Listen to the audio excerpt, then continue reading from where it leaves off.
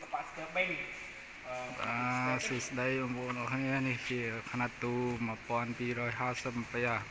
មាន ATS នឹងកង់ដងបងប្អូនបាទទីមាននេះCooler Control មកគ្រាប់ហើយ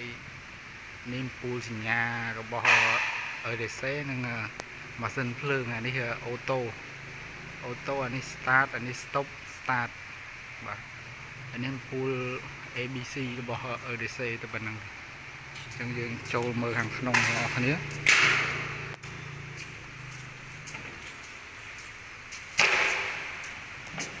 អានេះជា ATS 1250វាប្រើ2ប្រើ digital 2អានេះ digital របស់ EDC អានេះ digital របស់ម៉ាស៊ីនភ្លើងបាទនេះការដើរស្ពាន់ពីរបបបង្កើតដើរស្ពាន់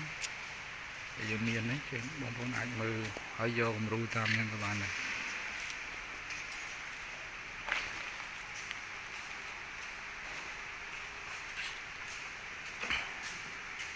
នេះផ្នែកខាងក្រោយយើងចាប់ផ្ដើមការដើរបែបនេះនេះស្ពាន់ភ្ជាប់ទៅទូ capacitor bank កន្លែងនេះ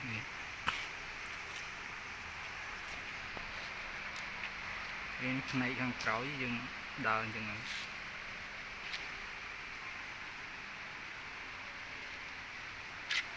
មានរួមជាមួយនឹង City 4 គ្រាប់មានប៉ុណ្ណឹងយើងមកមើលទូ capacitor bank 3រឹកខ្វាមួយទៀតអានេះទូ capacitor bank មួយរបស់វាគឺ130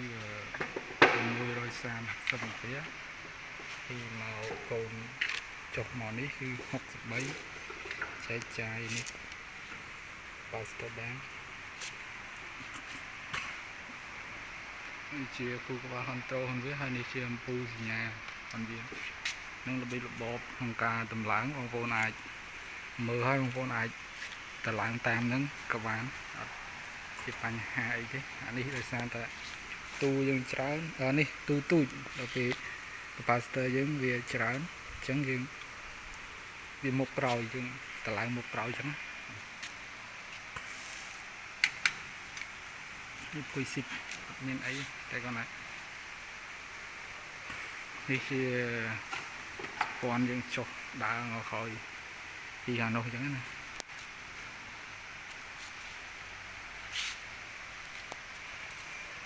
ទូយើងរៀបចំទូ capacitor bank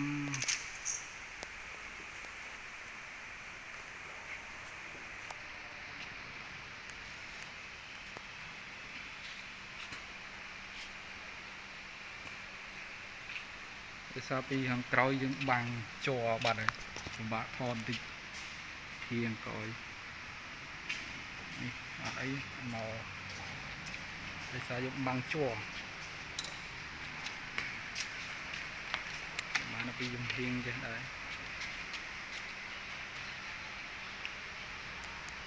ពី